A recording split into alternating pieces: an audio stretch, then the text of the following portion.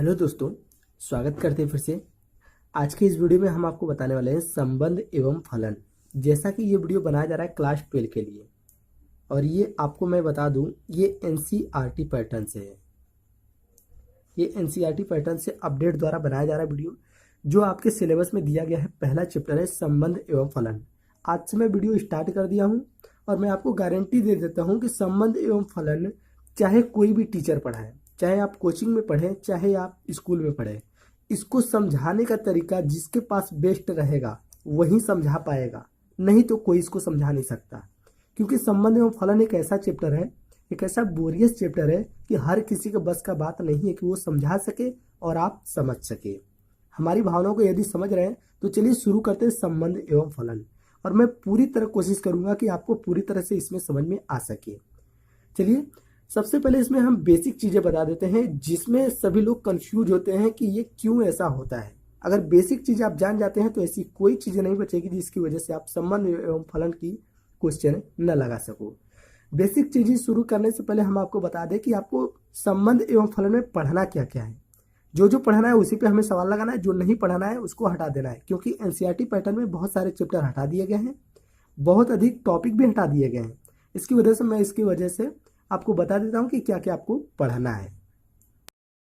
जैसा कि यहाँ पे दिख रहा है अध्याय 1 संबंध एवं फलन, रिलेशंस एंड फंक्शंस। ये आपको पहले बता देते हैं। इसमें महत्वपूर्ण सूत्र एवं परिभाषा, मतलब यही चीजें अगर हम आपको समझा देते हैं, क्या चीज, यहाँ से यहाँ तक 9 पॉइंट है। इस 9 पॉइंट को अगर आप समझ लेते हैं तो कोई भी सिलेबस में आपको नहीं बचेगा जो महत्वपूर्ण इस संबंध एवं फलन में क्वेश्चन बचे। चलिए पूरी तरह से कोशिश करेंगे समझाने का कि ये होता क्या है। इसी को समझ लेते हैं तो सारा का सारा सिलेबस आप इस संबंध फलन में कर लेंगे। कहते हैं अगर आप कंधा मजबूत रहता है तो बंदूक चलाने में आसानी रहेगी। तो ये आपका कंधा है, इस कंधे को आपको मजबूत हम कराते हैं। अगर आपका कंधा मजबूत रहता है तो आप आसानी से बंदूक चला सकते हैं। अब माइंड मत करिएगा कि हम लोग को आर्मी में भेज रहे हैं, कंधा वगैरह कुछ नहीं है।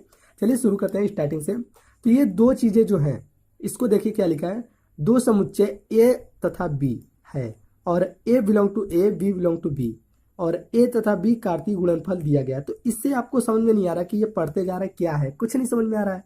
चलिए उसको पॉइंट अभी छोड़िएगा, हम जब क्वेश्चन बताएंगे तो ये 2 पॉइंट मैं आपको समझा दूंगा कि ये 2 पॉइंट क्या कह रहा था। हम यहां से शुरू करते हैं 3 नंबर से। प्रतिलोम संबंध, आर ए से बी में एक संबंध है जहां पे ये क्वेश्चन दिया गया कि इसका संबंध क्या क्या है। तो इसके बारे में हम एग्जाम्पल्स करके समझाएंगे, तभी आपको समझ में आएगा। तो एग्जाम्पल करने से पहले हम आपको ये तो बता दें कि संबंध आखिरकार होता क्या है। जब संबंध ही नहीं पता रहेगा तो आप पढ़ेंगे क्या। चलिए संबंध बताते हैं। संबंध, रिलेशंस, इसका नाम सुनते ही पता चल रहा है कि संबंध क्या होता है। चलिए हम बताते हैं। जैसे ये पिता है और ये इसके बेटे हैं, मान लेते हैं ये हमारे पापा हैं और ये हम हैं। तो हम दोनों में संबंध क्या है, पिता और बेटे का। तो ये क्या है, एक संबंध मिल रहा है, संबंध मिल रहा है ना। तो इसी तरह हम कुछ एग्जाम्पल बताते हैं ताकि आपको समझ में आ सके कि संबंध क्या होता है। यहाँ पे मैंने 3 एग्जाम्पल लिया है जिसकी वजह से आपको हम समझा सके। पहला है मोहन सोहन का पिता है। अब इसमें क्या संबंध दिख रहा है, इसमें हमेशा संबंध अगर आप निकालते हैं, रिलेशन आप निकालते हैं, तो उसमें कम से कम 2 अवयव होने चाहिए। जैसे मोहन सोहन 2 अवयव हैं, ए बी पी क्यू पहला दूसरा 2 अवयव, ये और ये 2 अवयव हैं। तो 2 अवयव में ही संबंध हम निकाल सकते हैं। मोहन सोहन का पिता है तो इससे हमें संबंध पता चल रहा है कि ये बाप पिता और बेटे हैं। इसमें ए बी रेखा पी पर लंब है, तो मतलब इसमें संबंध क्या है, इसमें लंब होने का संबंध है। इसमें एक्स वाई से कम है तो इसमें कम होने का संबंध दिख रहा है। तो आपको समझ में आ गया होगा कि रिलेशन संबंध क्या होता है। अब आगे बढ़ते हैं। अगला है प्रतिलोम संबंध। जैसा कि नाम से ही लग रहा है प्रतिलोम मतलब उल्टा। तो उल्टा संबंध क्या होता है, जैसे यहाँ पे आर इनवर्स, इसको उल्टा कहेंगे। आर तो हमारा संबंध है लेकिन इसका उल्टा होता है आर इनवर्स। इसमें लिखा क्या है देख लीजिए। प्रतिलोम संबंध वह समुच्चय है जो आर के प्रत्येक क्रमिक युग्म के अवयव को परस्पर बदल देने से प्राप्त होता है। इसे आर इनवर्स से निरूपित किया जाता है। अगर यहां से यहां तक आपको समझ में नहीं आया पढ़ने से, तो चलिए हम एग्जाम्पल के माध्यम से समझाते हैं, क्योंकि पढ़ने से सभी को समझ में नहीं आता है। एग्जाम्पल देते हैं, समझ में आ जाएगा। देखिए इसका एग्जाम्पल, प्रतिलोम संबंध का एग्जाम्पल जो मैंने लिया है, यदि r का वर्ग है प्रकट करता है r इनवर्स का वर्गमूल से क्या तात्पर्य होगा या से तात्पर्य होगा।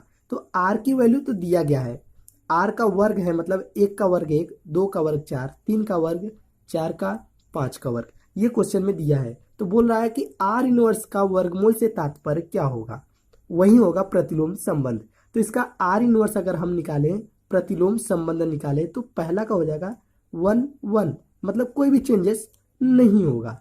लेकिन दूसरे में 4 2 हो जाएगा, इसके विपरीत हो जाएगा, मतलब ये इसको आपस में बदल देंगे।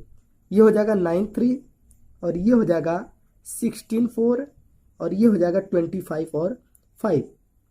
इससे पता चल रहा है आर इनवर्स मतलब इसके विपरीत क्या है, बस इसको आपस में बदल देना है, वही हमारा हो जाएगा प्रतिलोम संबंध।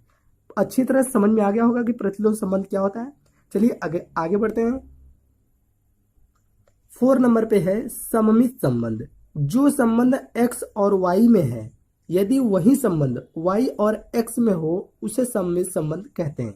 ये तो हो गया इसका परिभाषा, लेकिन अब इसको समझेंगे कैसे, चलिए एग्जाम्पल देते हैं।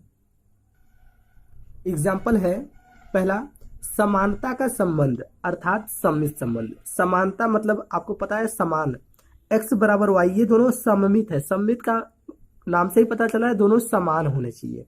या दूसरा में देखें, समतल में स्थित रेखाओं में, समतल आपको पता है समतल चतुर्भुज में स्थित रेखाओं में संबंध लंब सममित है। जो लंब हमारा होता है वो सममित होता है, क्योंकि रेखा x y पर लंब है और y x पर भी लंब होगा। कहने का मतलब अगर हम समलंब देखा जाए इस तरह से, तो इसमें क्या मिलेगा, ये हमारा समलंब चतुर्भुज है, तो ये रेखा इस रेखा के क्या होगा, समांतर होगा। जब ये दोनों समांतर है तो इस समलंब चतुर्भुज में तो दोनों समांतर है। लेकिन कब सममित नहीं होगा, किस कंडीशन में नहीं होना चाहिए, जैसे x लेस देन y है तो y लेस देन x, अगर ये होगा तो ये सममित नहीं होगा, ये गलत हो जाएगा। अगर दोनों आपस में बराबर होते, ये बराबर है तो ये इसके भी बराबर होता, तो हम कह सकते हैं, या इसको हम इस तरह से अगर लिखते हैं y ग्रेटर x, तो ये सही होता, तब ये सही होता कि ये सममित है। अब अगला देखते हैं, नंबर 5, स्वतुल्य संबंध। अब ये क्या है, समुच्चय A पर संबंध R इस प्रकार है कि A का प्रत्येक अवयव स्वयं से R का संबंधित हो तो स्वतुल्य संबंध कहलाता है। ये पहले ही बता दिया है कि A का संबंध मतलब A का जितना भी अवयव होगा वो R में संबंधित होना चाहिए, R में भी होना चाहिए या लगभग में होना चाहिए, तभी वो स्वतुल्य संबंध होगा। चलिए एग्जाम्पल देते हैं इसका, ताकि आपको समझ में आ सके।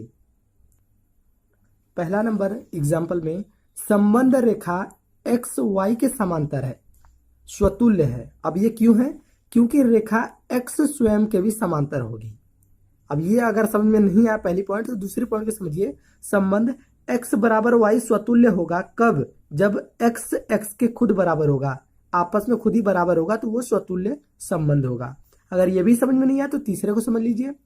समतल में स्थित, इसको ध्यान से समझिए, ये सारा का सारा मैटर आपको क्लियर कर देगा। समतल में स्थित त्रिभुजों में संबंध सर्वांगसम स्वतुल्य है, मतलब कोई भी त्रिभुज है सर्वांगसम होगा, क्योंकि कोई भी त्रिभुज स्वयं का भी सर्वांगसम होगा। अगर 2-3 त्रिभुज है तो कोई भुजा आपस में सर्वांगसम होगा या आपस में बराबर होगा, तो वही हमारा हो जाएगा स्वतुल्य संबंध। अगला आते हैं, 6 पॉइंट है संक्रमक संबंध। यदि जो संबंध x और y में है और वही y और z में हो, तो वही x और z में हो जाए तो उसे संक्रमक संबंध कहते हैं। अब इसका मतलब क्या है, देखिए संक्रमक संबंध का एग्जाम्पल है पहला नंबर, यदि a लेस देन b और b लेस देन c, तो a लेस देन c होगा तो वहां पे संक्रमक संबंध होगा। अगर ये समझ में नहीं है तो इसको समझ लिए, पूरा पूरा क्लियर हो जाएगा। x बराबर y के होगा, y बराबर z के होगा, तो z x के बराबर होगा, मतलब सभी आपस में बराबर होंगे तो वही हमारा संक्रमक संबंध होगा।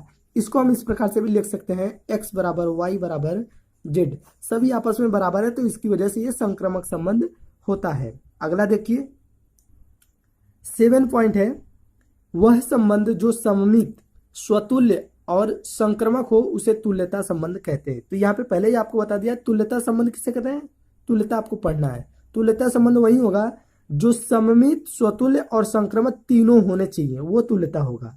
जैसे सममित, स्वतुल्य और संक्रमक, ये मैंने तीनों आपको बता दिया है। अगर ये तीनों के तीनों आपस में मौजूद रहेंगे इसमें, तो वही हमारा हो जाएगा तुल्यता संबंध। ये हो गया। अगला है, अगला पॉइंट, यदि कोई प्रतिचित्रण अंतःक्षेपी भी हो और एकेकी भी हो तो उसे एकेकी अंतःक्षेपी प्रतिचित्रण कहते हैं। अब एकेकी अंतःक्षेपी क्या होता है, चलिए हम इसको बता देते हैं। इसका मैं एक एग्जांपल ले लिया हूं यहाँ पे एकेकी अंतःक्षेपी प्रतिचित्रण का। यदि a equal to A B C, B equal to 1 2 3 4, तो इसका एकेकी अंतःक्षेपी प्रतिचित्रण कैसे होगा। देखिए, अगर इसका एकेकी प्रतिचित्रण निकाला जाए तो एफ ए, मतलब पहले को लेंगे तो वो संबंध किससे कर रहा है, 1 से, तो कह सकते हैं A F A equal to 1 से संबंध कर रहा है। इसी तरह एफ बी मतलब सेकंड किससे संबंध कर रहा है, 2 से, और एफ थ्री मतलब सी इजकल टू 3 से। बस इसके बाद अगला नहीं है इसमें, तो अगले को हम नहीं लेंगे, 4 को छोड़ देंगे। अब इसमें अगर प्रतिचित्रण किया जाए, ग्राफिंग किया जाए, तो ये है ए और ये है बी, और इसमें ए में क्या क्या मौजूद है, ए बी सी है, ए बी सी, और बी में क्या मौजूद है, 1 2 3 4, 1 2 3 4। अब इसका प्रतिचित्रण अगर करना पड़ेगा तो ए का संबंध है 1 से, तो ये हम संबंध दिखा देंगे 1 से, और बी का संबंध है 2 से, सी का संबंध है 3 से, लेकिन 4 बच जा रहा है, तो यही हमारा हो जाएगा एकेकी अंतःक्षेपी प्रतिचित्रण। क्योंकि जितना जिससे मिल रहा है उसको हम मिला देंगे, बाकी को छोड़ देना, यही हमारा एकेकी अंतःक्षेपी प्रतिचित्रण हो जाएगा। अगला देखिए, अब जो लास्ट पॉइंट बचता है, यदि कोई प्रतिचित्रण आच्छादक भी हो और एकेकी भी हो तो उसे एकेकी आच्छादक प्रतिचित्रण कहते हैं। तो उसके लिए पहले आपको आच्छादक पढ़ना पड़ेगा, फिर एकेकी पढ़ना पड़ेगा। इन दोनों अगर मौजूद होते हैं तो वही हमारा एकेकी आच्छादक प्रतिचित्रण होगा। ये तो हो गया एक सिंपल सा मेथड जिसकी वजह से मैं सारे के सारे क्वेश्चन आपको बताने वाला हूँ।